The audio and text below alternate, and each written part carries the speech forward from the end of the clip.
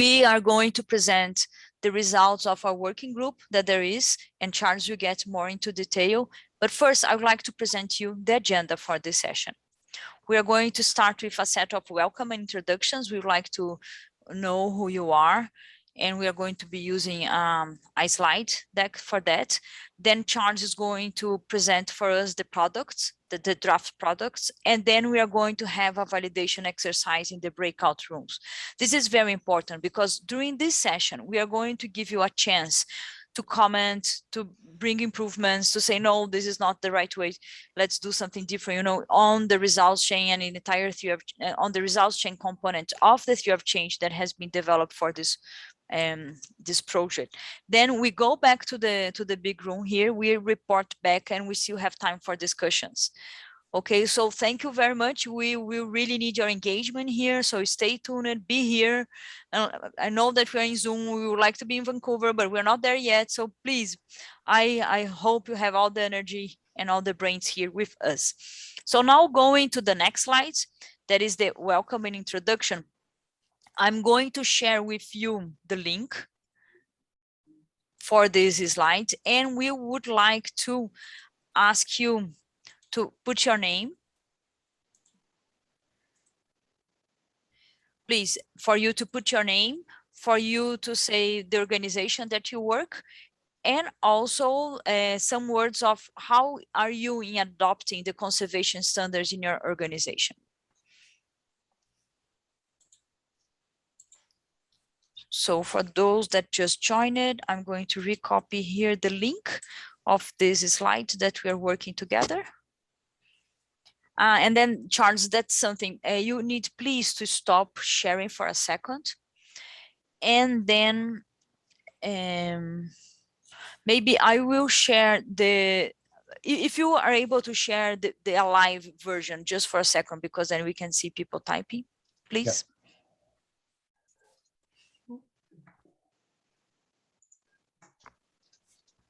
Okay.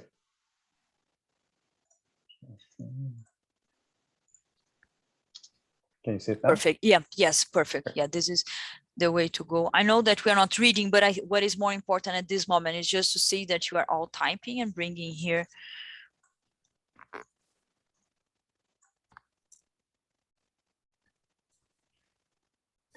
How many people do we have in the session? 15. Well, without us, 14. It's a good group for us to get feedback.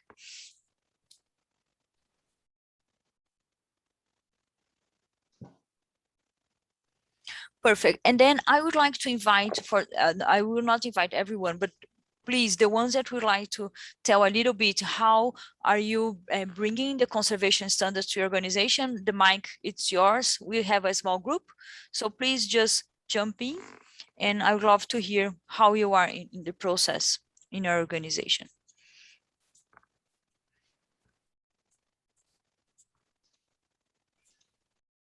Well, I'll start to call your names. Annette, you are the one that has amazing example of how to do it. Would you mind just sharing one or two words with us?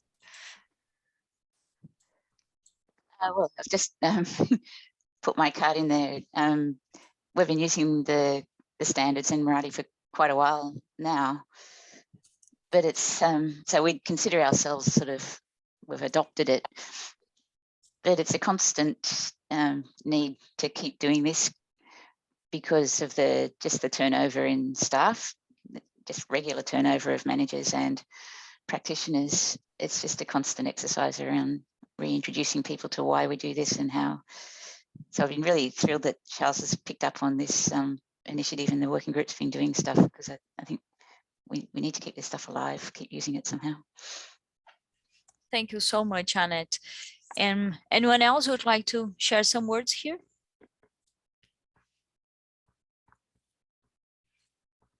The TNC colleagues, would they like to share a little bit how things are going, or? Hi, Hajin here from TNC New Zealand. We've just started a very exciting journey to roll out the conservation standards program, I think you want to call it, in Aotearoa, New Zealand. So it's very interesting because we are working together with Maori partners on the ground to adapt and integrate Te Ao Māori, which is how the Maori see the world, Maori worldview, and sort of just how to integrate it better into the training sessions for conservation standards. So I'd be I'm very excited, and I'm very happy to sort of, if anyone's interested, keep people updated on how that goes in the future. Yes, thank you very much. And you have the dream job. I already told you that you're in New Yeah, Zealand. I do. Yeah, exactly. Yes. And Anita, would you like to say something about how things are in your organization in WWF? Yeah. Hi everyone, Anita from WWF Malaysia. So for our organization, the conservation standards or PPMS for us, that's what we call it. It's the main planning method that we use for all of our programs. So that's no other planning method, just PPMS or conservation standards. And our unit, the Planning Development and Monitoring Unit, we conduct practitioners training for all of our staff, new staff especially, as well as our stakeholders twice yearly. It's in our KPI. So, yeah. Perfect. Thank you. And Nick, as you are here, would you like to say how things are in FOS? Sure. Hi, it's Nick. I'll turn my video briefly. Nick Selesky from Foundations of Success. We struggle. We try to apply the standards to our work and track our progress. And some days we do better at it than others, but we try. And we also help our partners try to do it too. Thank you very much. Okay, and thanks for also typing. So we have more. So we see that Sarah from BirdLife Australia is there, and then we also have Nature Conservancy in Canada. So we have a very good Bush Heritage, and Ed spoke. So, and also we have consultants. So thanks very much for being here and sharing a little bit about how things are going with your conservation standards in your organization. So now Anita, can I make a suggestion? You have a couple people in your chat from China who are having trouble getting into Google. So what I might suggest is you might have them put in the Zoom chat their message, and then we could type it into Google for them. This is a great idea. Thank you very much. So please, colleagues from China, if you want to type, what we are asking is please your name, your organization, and a couple of words about where your organization is in terms of adopting the conservation standards. Great, and we will type. Thank you. Okay, so now moving to the real work. Let's go about the session. So I will ask Charles, please, for you to introduce yourself and start with the presentation. And sorry, I forgot to introduce myself. I'm just so excited to be here. So I am Anita. I am a conservation coach. I am based in Brazil, and I am in WWF today. So Charles, over to you, please. You are on mute, Charles. Thank you. Great start. Thank you, Anita. Thank you, everyone. It's a pleasure to be here. I'm really glad to see some new faces from the other half of the planet. So my name is Charles. I'm located in Montreal. I'm a consultant, and I'm leading the Conservation Standards Adoption Change Management Strategy project. So in this session and in the documentation, the guidance that we are developing, we're using the word adoption. Okay, so adoption of the conservation standards. I just want to take some time to explain what we mean by this term. So we chose that term to as a replacement, a more simple and generic replacement for operationalization and institutionalization. I've had a lot of practice saying those words that I'm still struggling, and I'm sure everybody will. So we decided to use a simpler term instead. So what do we mean by operationalization? So it's the putting of the conservation standards into use for specific projects and programs. So it's using the conservation standards in for real projects.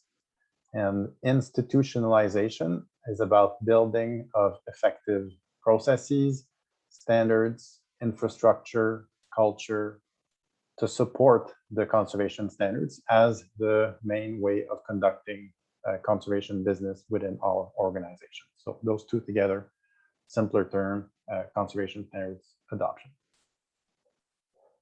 So the goal of this project is to develop guidance material and tools for individuals like yourselves that are managing the adoption of the conservation standards in their organizations, or more generally, just trying to improve conservation planning practices.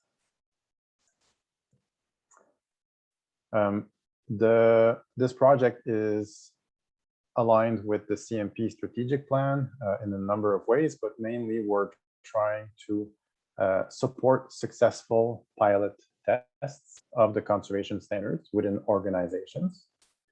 And we're trying to develop institutional motivations, incentives, and good examples of organizations that are adopting the conservation standards so that it can serve as inspiration to others. So this is our team to date. So there's a lot of people that have been contributing to this project over the last couple of months. So a big thank you to everyone involved. First thing we did when we started the project, we developed a vision. I'm not going to read it all, but in general, what we're trying to do is to make conservation standards adoption a manageable endeavor, pretty much for anyone, including people that have only basic conservation standards training. Okay, so we're trying to make this as simple as possible for everyone. A couple of words on where we are at right now. So we have reviewed and collected business literature on change management that can be applied to any change. And we're going to use case studies to apply those generic guidance to adoption of the conservation standards. And we're integrating all of this into resources or guidance material and tools. All right, so now I'll give you a brief introduction of the guidance material and the tools that we are developing. And as Anita mentioned, we're going to be diving deeper in one of them. But that's just going to be a general introduction of how things are structured. And we're going to start with the guidance that we are giving in the documents that we're developing also. So what we have developed or what we'll be developing should be useful for organizations that are just starting the process of adopting the conservation standards. It should also be useful for organizations that are relatively mature in their adoption, having standardized their planning processes and adopted systems to document their plans, all the way to organizations that have been at this for a couple of years and are now consistently adapting their plans based on results and where processes are fairly well integrated across the organization. It should be also useful for key individuals that have only received basic conservation training and also for experienced coaches. So I'm sure you'll agree that this is no small task to try and develop guidance that will be helpful to pretty much anyone in any situation. So the goal here is to see whether or not we're going in the right direction to reach this goal. And this is why you're here today. So surprise, surprise, we're proposing that the best tool to support individuals in managing an organizational change like the adoption of the conservation standards is the conservation standards. It allows you to assess, plan, implement, analyze, adapt, and share your journey adopting the open standards. But just like any other adaptive management process, organization-wide of the conservation standards will not always be a quick and straightforward endeavor. It will not always go as planned. You will have ups, you will have downs, you will have many successes that will make you feel proud about your work, but also you'll have challenges. And sometimes you're going to feel like you're going backwards. So this is a message that we are integrating in our guidance as something that is essential for people to be aware of, so that they're not seeing small backwards movement as failure. It's just normal and it's part of the process. Generally, adoption of the conservation standards is a process, I'm sure you're all aware of it, that take years. It doesn't take months. Okay? With large-scale changes like this, it's neither possible nor desirable to precisely plan everything ahead of time. It'd be impossible to extrapolate from the current situation in the organization, understand all the implications, all the relevant, the possible options, discuss the pros and cons, develop an action plan, estimate costs, and implement exactly like we've planned it. So instead, organizations should attempt to improve practices through a series of incremental improvements that will slowly but surely increase their maturity. And at certain stages, organizations should pause and reflect, think about what they have accomplished, celebrate their successes, and agree on what level of maturity they want to reach next.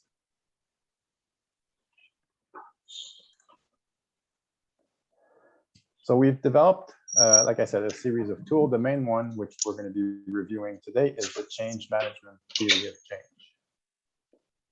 I think everybody's on mute. I think we're good now. So we've developed this theory of change based on literature about change management, also on agile approaches, on CAMEL's outreach and communication project, and based on a series of case studies. We have about case studies to date, some of which you see here, many having already been published through the CCNet case study competition. Others are new, and we're gathering all of them into the same Marathi Share project so that they're all centralized and they all have a similar format, just like this one here, which is an example from the Endangered Wildlife Trust and the International Crane Foundation.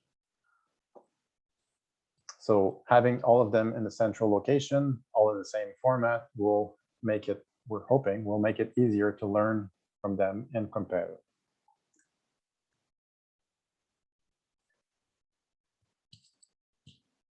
So we're proposing that key individuals like yourselves that are managing the adoption of the conservation standards within their organizations start from this project template that we have put into CAMEL, copy the project, and then start populating it with content that is relevant for their own situation. So it's just a starting point, and then you start from there and start building your own plan to adopt the conservation standards within your organization.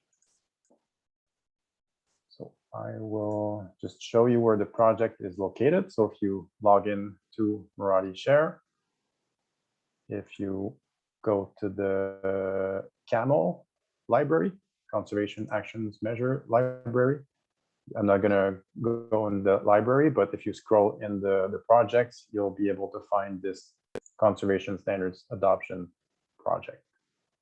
And here we provide instructions on how to use the project. And I will share the link with you right now through the chat.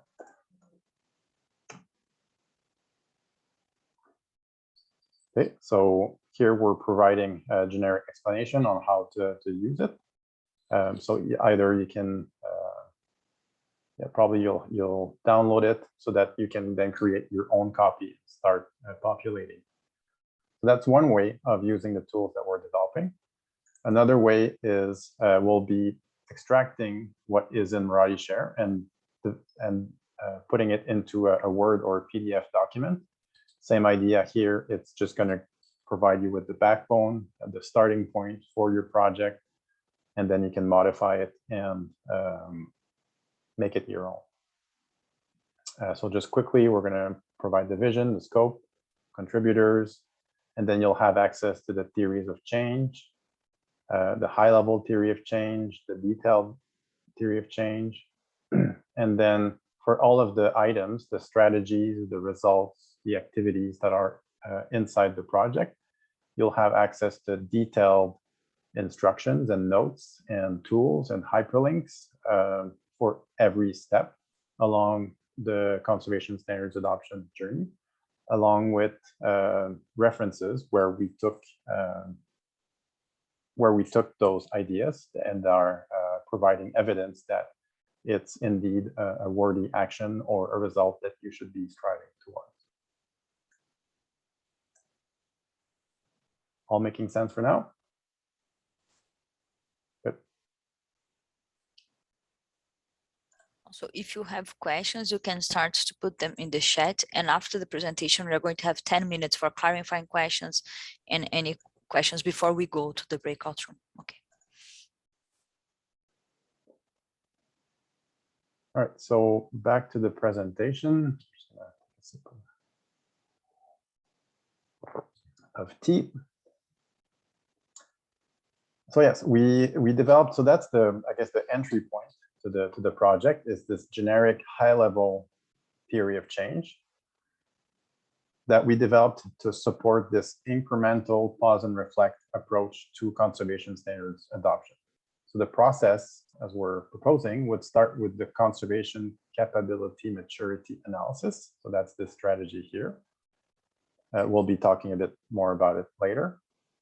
And then at this point, our organizations would identify their current strengths and where they would like to make some improvements. Then the step-by-step approaches that are proposed in change management literature have been modified to follow the conservation standards 5 steps to feel more familiar to members of the conservation standards community. So you start with assessing where you want to make progress, what portions, what tools you're going to adopt. Then you plan your incremental adoption of the conservation standards. You make it happen. You analyze, adapt, make sure you fix anything that needs to be fixed, and then share your learning to the greater, the larger community.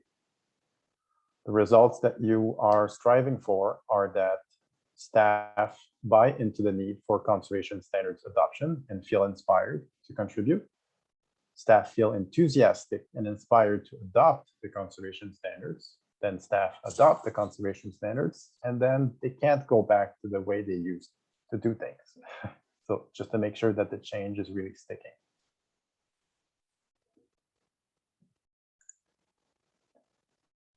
So a quick reminder on what I mean by the capability maturity model. Some of you may be familiar with it, some of you less. So it was developed by Anita, who's with us today, back in 2018. So the model shows 5 levels of maturity for conservation processes, going from 1 to 5, each outlining the characteristics applying at each level. The levels describe a path of improvement of planning practices, going from ad hoc, immature processes all the way through disciplined processes with high quality and effectiveness. We see here a description of the 5 levels. So at the first level, which is where most of us start at, initial, there's not much consistency in the way that people are performing their work, developing their projects, implementing their projects. Developing organizations adopt best practices like the conservation standards and information management like Marathi. Defined standard practices are used widely and consistently. Managed projects and programs are routinely being adapted based on results. And then optimizing, there's portfolio investment decisions informed by comprehensive organization-wide systematized data. Wow, that's a mouthful. Which brings me to the point that most organizations will not really aim for level 5. Okay, most of us are going to aim for level 3 or level 4. Experience with other maturity models suggests that the hardest and steepest learning curve occurs when moving through phases 2 and 3.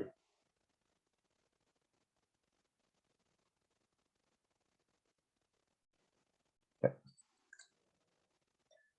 So one tool that we have developed, which we'll not be talking about today, but I just want to present it to you quickly. We've migrated the tool that was developed by Anita, but her tool was in, or the report, the model that she developed was in a PDF document, so it was hard to use in an operational way. So we migrated it to Marathi in order to make it more practical to use. So organizations can use this tool to identify where their current capabilities are and to identify areas for improvements, which will then form the scope of the next phase of incremental improvement of conservation practices. And then it will feed into the change management results chain that I'll be presenting next. So this exercise can be done for a variety of aspects in the organizations that can benefit from conservation standards adoption, including project selection, project planning, information management, project resourcing, and management. So you go through the evaluation, you assess, you go through the criteria, you assess where you are right now, and then you can identify where you want to be in the next couple of years. And then you use the generic change management theory of change to help you get to where you want to go. Okay, so now we're getting into the core of the exercise today. So that's the more detailed view of the same theory of change that we saw earlier, that provides notes on activities and expected results along your journey, improving planning practices. So if you go to the Marathi file, Marathi share, if you click on theory of change, it is the second diagram, A2, the detailed change management theory of change.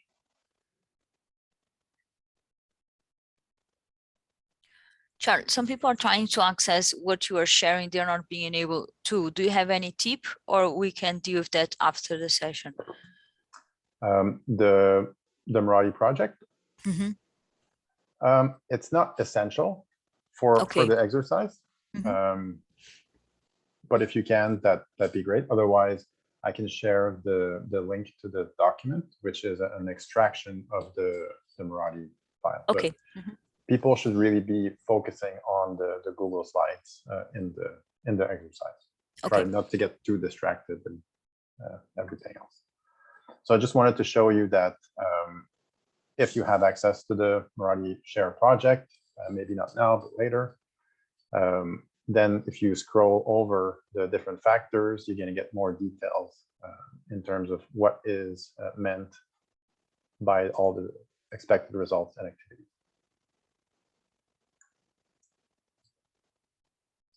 Okay, so I'm just going to quickly run through the detailed results chains.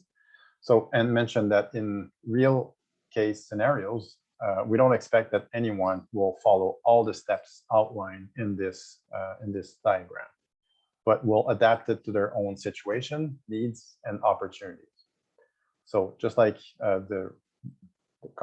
in the regular conservation standards, you can start anywhere in the process and skip steps if you've already done them or if they're not relevant to your situation.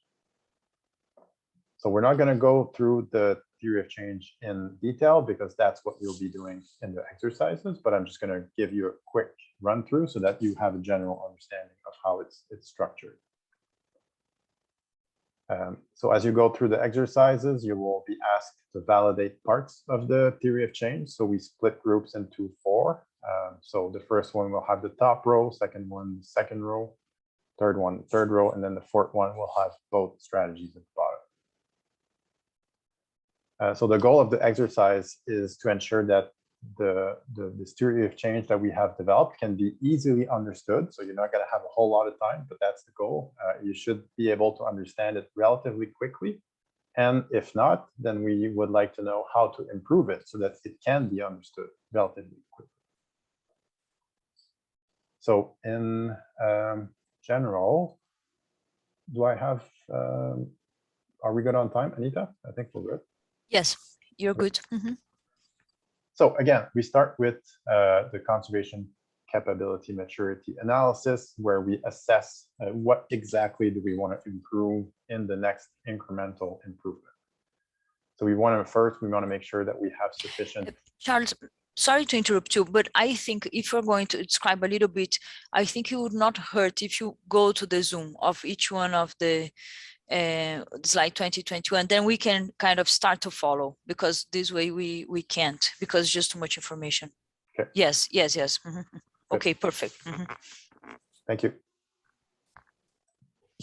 So yes, the first group is going to look at this row here, where you assess conservation standards adoption. You need to make sure that before you start anything, you have sufficient influence, capacity, and knowledge to lead whatever you're going to do. You need to make sure that staff are going to feel important, appreciated, and that they are encouraged to share their views on the conservation standards, so that you can understand motivators and potential barriers for conservation standards adoption. This will help you clarify the scope of your next iteration of improvement, and then make sure that staff understand what exactly this change will mean for them. Second group, we'll talk about how to implement the next phase of improvements, where you first make sure that staff are trained and that they retain the necessary knowledge and skills to adopt the conservation standards. You want them to know what they have to do, and you want to make sure that they are empowered to act, and that whatever improvements are made are visible throughout the organization, so that this will then encourage people to adopt the conservation standards. And this will also bring people that are resisting to subtly change their mind. Next, you make the changes, you adopt whatever portion of the conservation standards you want to improve. You need to make sure that your project team has a clear idea of what needs to be done to get to the desired results. You need to make sure that staff members see their needs being addressed. This way they will feel less worried, and they will feel more enthusiastic again and inspired to adopt the conservation standards. And then last but not least, you learn from your experience, you learn from your mistakes, you implement the changes through your processes and systems, and you try to slowly align social norms with the conservation standards so that staff can't go back to what they used to do. So I guess that's it for my portion of talking to you, and then can open up for questions.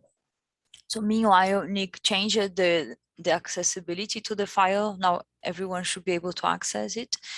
And before we go to the breakout rooms for each one of the components of the results chain for in-depth discussion, the size of the group is good. So we would like to open for questions, especially clarifying questions, but also if there's anything that you think it's important to bring now before we go to the breakout rooms, we have time for that. We plan it for this. So just open your mic or camera and or maybe raise your hand if you start to get too busy, but just jump in, please. It's important to see if we are being understood.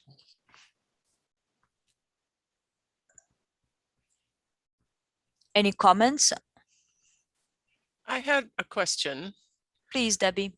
Although it's not directly about the theory of change, it was about the CCM process and the different levels, the sort of the analysis that you do, I guess, at the top. Yeah, no, back to that previous there.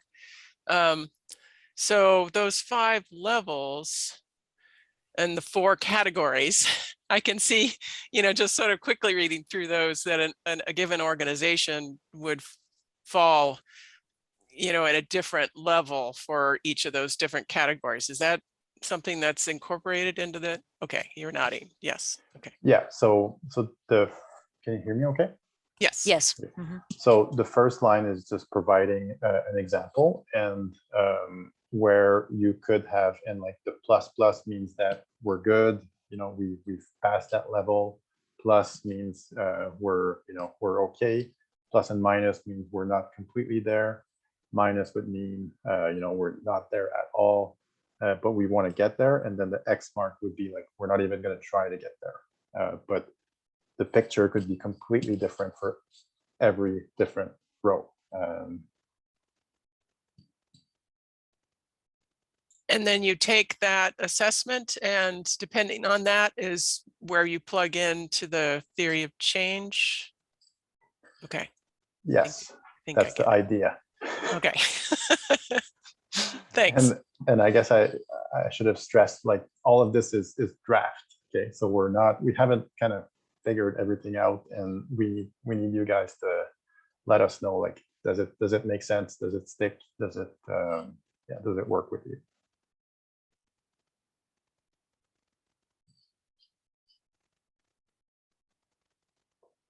Other comments or? Yes, questions.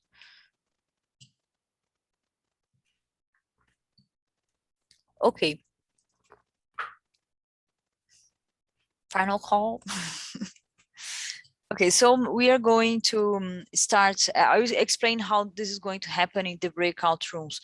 So you started to see a little bit how the slides that you're going to have in each room will look like, because Charles was already using them. So we're going to divide you in 4 rooms. And I saw that they're in a different order, Charles, but I think the number of the rooms are okay.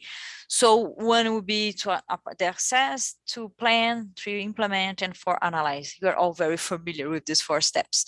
And then what we'll ask you to do in each one of the rooms is going to be 3 in each one of the rooms, is to identify if do you want to rewrite the result, the expected results? Do you want to change, or you don't need, it's redundant, for example, just put the X there if you have any comments. And please use, you can move things around, not the picture, because you have a picture, you don't have a really results chain there. You can move what we added, the blue boxes and the X.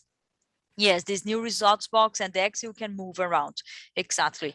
And then also, if you look into the comment section of these slides, there's space for you to add comments. So if you find gaps, if you find something that does not need to be there, or if there's any results or activity that you think should move, so there's some questions there.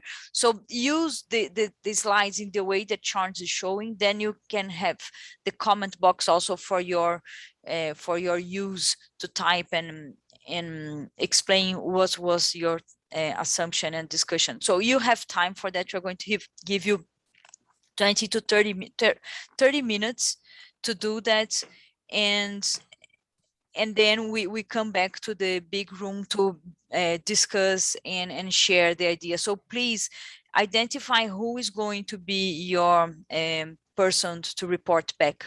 Okay, I will stay here on the floor, so if you face any issues, you can ask for help, and Charles will be moving around. Okay, any final questions? And so here, I'm going to share with you the link for this PowerPoint, because some of you joined a little bit after I first shared. So I just want to make sure that you all have it before you go. And okay. Last thing we're asking is to use the little stars to indicate where there should be more focus, where you think that either an activity or a result is really key in making that step successful. Perfect. Thanks, Charles, for helping me with that. So I'm going to send you to the rooms.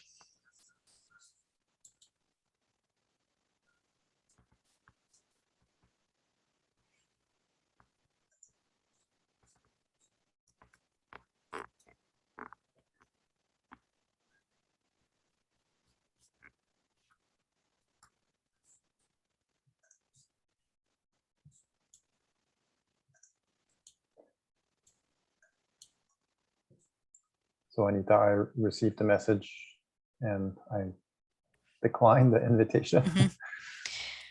Okay, so and here we can see that room 1 has 3, room 2 3, room 3 2, and room 4 3. So it's good. Bring 2. Okay, perfect. It's very good. It's a good team. Okay. Should we leave them some time to kind of get organized before I start moving? Yeah, so it's always important here. We started at 40. Then we keep track of time. Or you can just listen a little bit and see how they are facing, you know, and more as a listener mode, take advantage of this, you know. And I will stay here in the floor because I think it's important if anything happens. Okay, so they move around and enjoy the discussion. All right, thank you. How was the presentation? I think was very good. I think was important also to zoom in when you're showing the results, Shane. And I think was very good for me. Also, I'm learning a lot while you speak. So for me, it was also good to listen to you. Right. So yeah, I guess feel free to give me any feedback. So if I can improve things for tomorrow also. Okay. Could be now or later or tomorrow morning. We can stay after the session, just some minutes. Okay.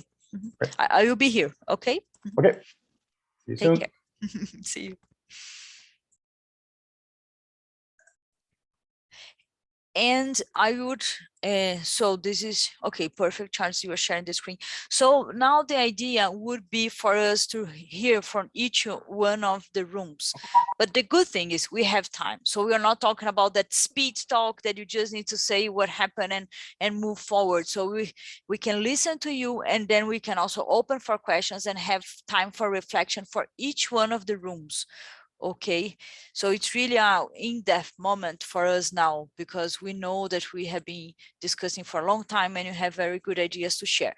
So please, and there's something in your screen, Charles, that is presenter viewer, that is kind of in front of, okay, perfect. Okay, so now we go for room 1, and would it be better if we also show the comments?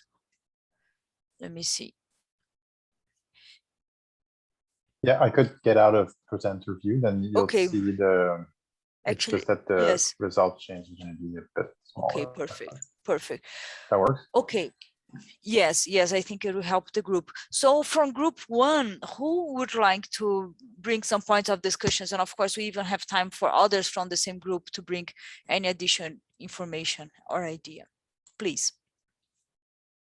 That would be good. I got nominated to share what we came up with, but others here should definitely weigh in. But I'll start. So we, the first thing that we discussed was the actual title in the box, the strategy box, more or less, the assess conservation standards adoption. We thought that it really was more determining the organizational readiness for adoption and or improvement in current processes. So, you know, because assessing it seemed like just not exactly what was following in the results in the rest of the chain. It was more kind of scoping out, you know, what you would need to get adoption, or, you know, what it would take for readiness of, you know, getting it adopted, sort of getting that staff buy-in, which is your threat reduction R6 over there. So that's one recommendation, just to change the wording on that. And then there was some discussion about R2, and that, you know, the sense was that that was certainly one route that you could take, you know, engaging all the staff and getting, you know, their input, making them feel that they're appreciated, and they're sharing their views. You know, depending on organizational culture, there might be a parallel track, and sorry, my arrows and stuff, it's a little awkward, but the boxes across the top are kind of proposing something like, you know, the key people or decision makers, whoever the key entities are that are going to be the agents of change, are identified and targeted. And then those key people share views on the conservation standards, yeah, I didn't finish editing that, so just ignore the bottom part there, but that the key people share their views. And so both of those routes, you know, could get you to identifying the motivators and potential barriers, so to R3. So those were the boxes or the intermediate results that we added. And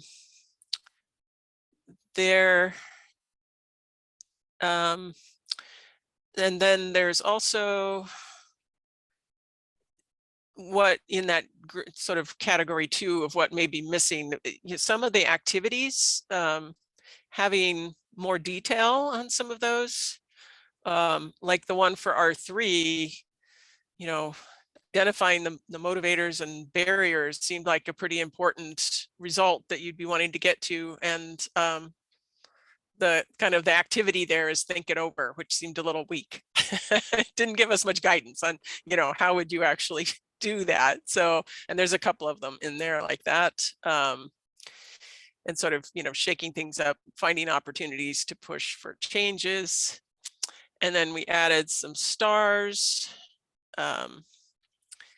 Building the guiding team is critical, and that our feeling was that should, or maybe it's another activity, but somewhere in that R1, you know, activities, you need to have support from leadership to even, you know, embark on this. So if the leadership isn't part of the guiding team, then maybe a separate activity, or somehow reflect that you need leadership guidance or support. And then we had stars there for the guiding team. You know, these steps that we think are really important. And the R3 motivators and potential barriers, R4 and R5. Oh, actually, I think the R4 was yours, Charles. I don't think although we did say that, you know, it was hard to say any one of these steps was more important than another, but certainly 5 got mentioned by one of our team folks.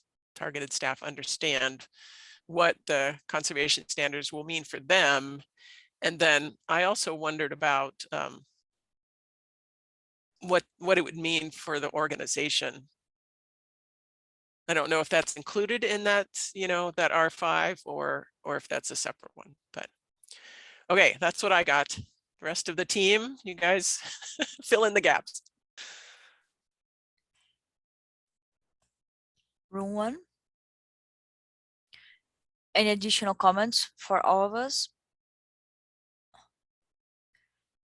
Okay. Okay. So let's move now to room 2, please. And who is going to be the one sharing here about room 2? I guess I can take the lead. Perfect. Sarah has unfortunately her internet connection is not very good, so I think she's just tried to sign in again, but I don't see her here, so maybe she's still struggling with it. There were 3 of us, so Sarah, me, myself, and Uyanga. So Uyanga, if you feel the need to add anything, just jump in. So we didn't have a very complex or long result chain, which was really good, because then we could focus on having a very detailed look at each of the results, and also the activities that are associated with it. We had only identified maybe like potentially there could be a additional step between result R1 and R2, because we felt that between the staff members seeing their needs being addressed and feeling less worried, they may need to see some sort of benefits of adopting the conservation standards. And Sarah, with her experience working with government agencies as partners, they certainly would require kind of the step as compared to maybe if you were to lobby this within your own organization, for example. And then she also made a very good comment about looking at the bigger picture, and now I see it with the Room 1's result chain. They may be some sort of linkages between the two result chains. So it could happen in parallel, and there may be some feedback between the first result chain and the second. The first result chain and the second result chain. As some of the convincing may take both the key players in the senior high level sort of management, and also the project teams on the ground will give some feedback to the high level management. So yeah, so that kind of feedback loop may happen. And just kind of maybe reshuffling one of the activities towards the later stage of the result chain, but it depends on the interaction with the first result chain as well. If we haven't got the buy-in, I guess, from staff members or even our stakeholders or partners, maybe it's a little bit premature to build the project plan under R1. So maybe that will come at a later stage down the road. And then what we thought maybe was having other organizations with a similar focus or structure to your organization to share the experience of journey when they adopted the conservation standards would be useful for people who may not be that convinced yet to adopt the conservation standards. So it would be good to learn from the other organizations, their experiences, challenges as well. So we thought about that, and then sort of put a couple of stars on the first part, and we agree that setting realistic and altruistic goals are very important, so that teams don't get demotivated at the end or even during the process. So yeah, that's it. Uyanga, did you want to add anything?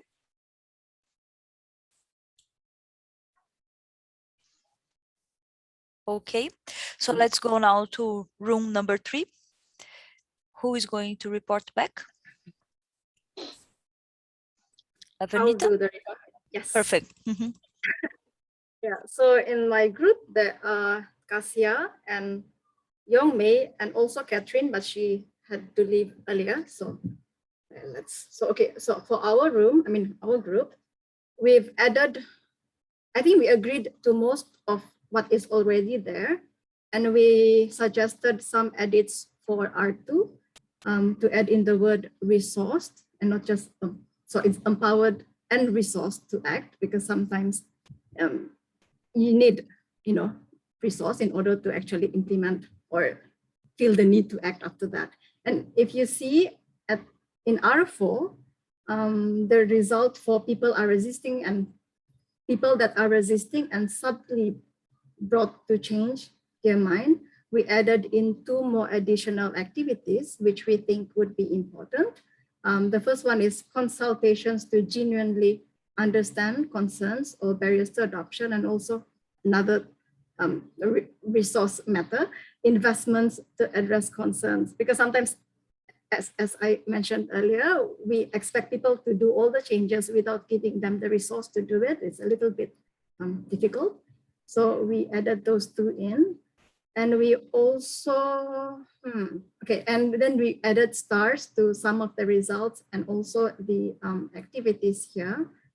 We also, in R1, actually the activities, initially we thought that, hey, we only had trained people on priority needs, and where does the part on actually identifying these priority needs. And when we looked into other groups' results chain, and we saw that it actually happened in Hao Jin's group, where they identify what are identify and prioritize the needs. Yeah, so we removed that. It was initially here, and we removed our comments on that.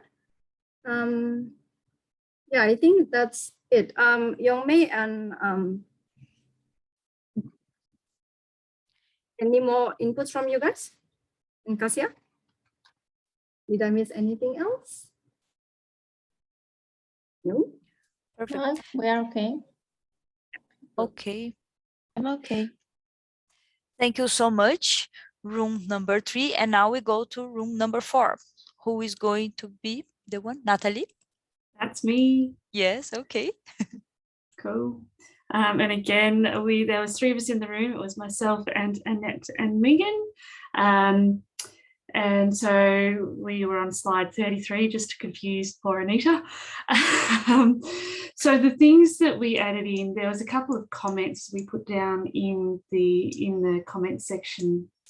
One was just around consistent language being used throughout the results chains, the different results chains in terms of target audience versus targeted staff versus staff, or that kind of thing. It would be good to make sure that that's consistent.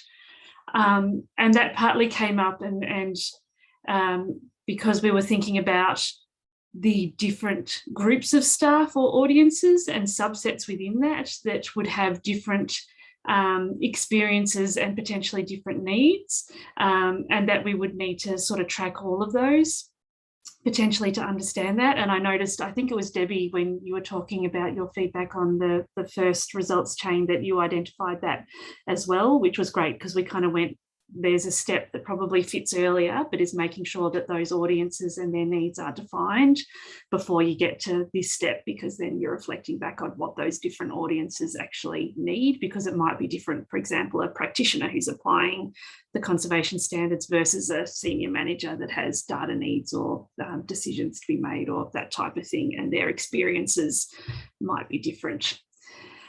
And related to that, and I'm not sure if it's picked up in other steps, but we had the suggestion that it would be good to have suggestions of things to monitor, so that when you get to this step, obviously that we've got the kind of basis for doing that, understanding the target audience's experiences. And then in the actual step itself, we added some comments on the result 4 box, that it says that obviously staff can't go back to what they used to do. Annette made the comment, we want them not to want to go back, which is just a slight tweaking of wording, but it's, you know, slightly different meaning, that they see the value of it and therefore don't want to go back, rather than, you know, they can't, because they might not be happy about not being able to go back. And then in the result 2 box, which I've covered, acknowledging that that there might be a need to continually adapt the organisation's use of the conservation standards to bring in new tools or approaches as appropriate. And part of that was related to the conservation standards themselves continuing to evolve over time, and make sure that they continue to remain relevant and meet organisations' needs. And, you know, the current example of that is the incorporation of diversity, equity, inclusion into the conservation standards. That's also something, for example, my organisation is thinking about. So making sure that the process itself continues to meet the needs of the organisations. And then in results 3, we sort of said there's activities around, it says root the conservation standards into the organisation's culture, including needing to build it into the organisation's business practices, and particularly including in one of the challenges we saw as being obviously turnover of staff, and making sure when new staff come in that that's part of, you know, induction processes or whatever, so that over time it doesn't get watered down and continues to remain committed to that. Anything else, Annette or Megan, that you'd like to add that I missed? No, that's great. Thanks, Annette. Perfect. Thank you so much for reporting back, and also for your dedication. A lot of good things came up. I saw no use of the red axis, so that's good also. So now we go for some discussion. And Charles, I think it would be good for you to lead now, but from your side would be better. From my side, actually, would be better. Okay, thank you very much. That's really helpful. Yeah, I really liked your feedback, and yeah, definitely there's lots of room for improvement, and it's giving good material to work with.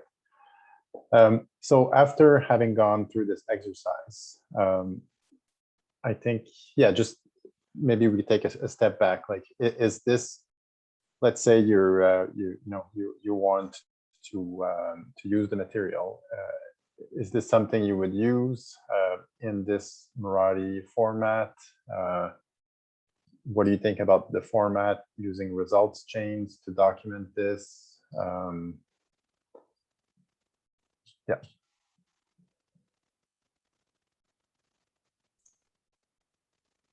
I'm happy to say that we are actually going through a process to try and do some of this internally in TNC. So this is incredibly timely, and I will be taking it back to the broader team and sort of framing that this is why I was talking about doing what we're doing. So yes, I think it is timely and useful. And I will have a think about how I might use it and whether it's going to meet our needs in the form it's in, or whether it's kind of informing the process we go through to do that, if that makes sense. So thank you. Okay. Yeah, I just wanted to jump on and add to that, Natalie. We might need to do some coordination as well between you and me. I would like to, because our small team is growing, and then we are looking into revising the strategic, our New Zealand strategy next year. We're talking already to Jonathan, the director is already talking to the Asia Pacific lead. So so yeah, it would be good to get them on board as well, and maybe looking forward to using this. So I don't know when you will be ready for us to maybe share with the wider group. That'd be good. We'll do. Yep. I'll keep you posted. Thank you. Perfect. And Debbie as well. Enough. Debbie's in that yes. mix too. Perfect. And yes. And more questions, Charles, or what do you think? Any other comments in terms of like the general structure? Do you think that would answer your needs? Is that something you would use on for a specific to drive your work, or would you have to like reformat the entire thing in order to make it useful? Because now is the time to make some major changes in direction if it needs to happen.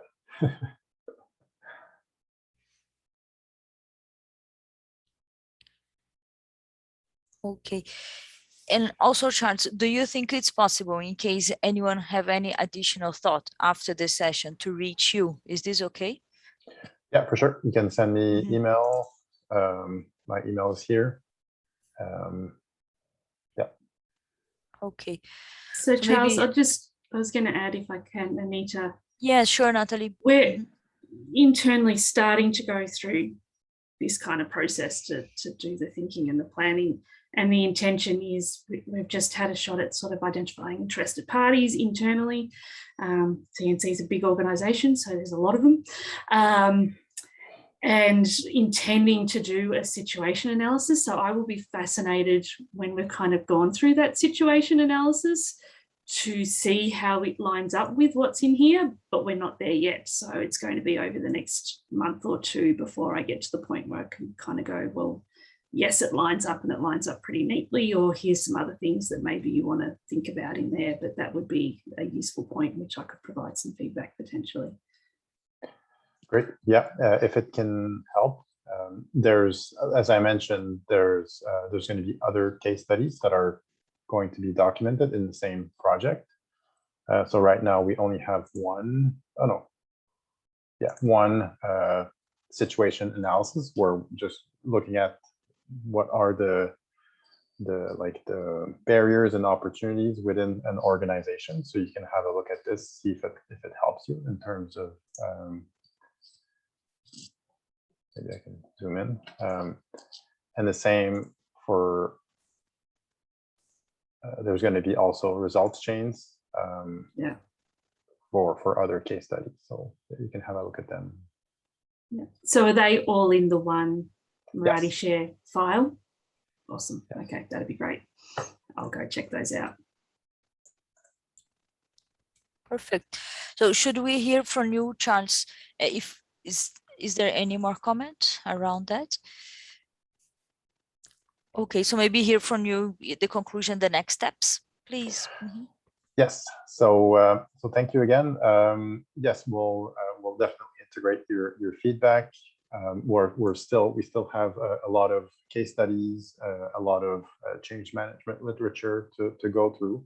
So all of this is going to get centralized into the Marathi Share project. We're also going to send the Word document for comments and feedback to the CCNet listserv email. And then we'll submit the manual, the how-to manual, which is going to be the extraction in Word of the Marathi Share file to the guidance review committee to get their feedback as well.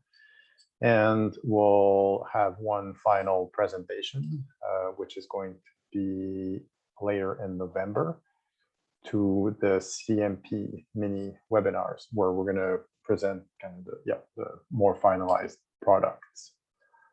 And as Anita said, you can send me an email. There's still room for other case studies. If you know of other organizations that have documented their adoption of the conservation standards, it doesn't need to be in any specific format. I'm going to go through the process of reformatting it so that it's somewhat standardized with the other case studies.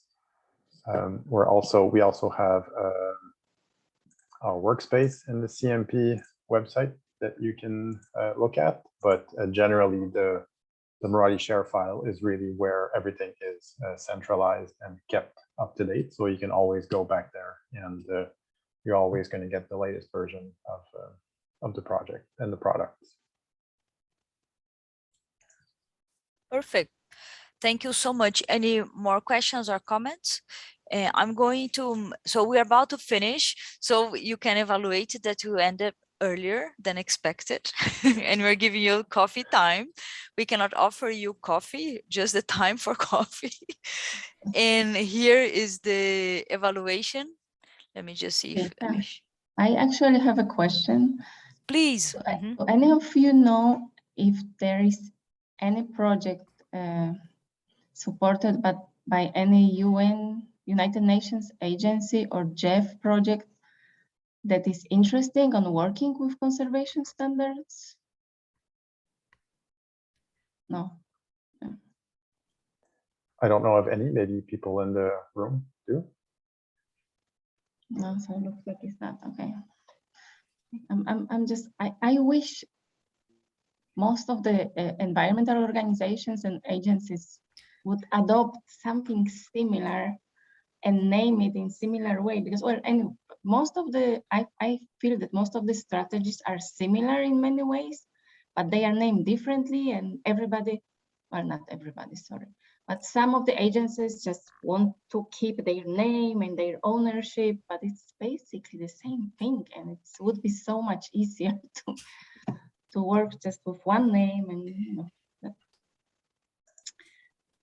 Okay, so thank you. And the question is, because now I work for UNDP, I used to work for TNC, and I wish I could use the same tools. But you can. I think it's that's really difficult. Yes.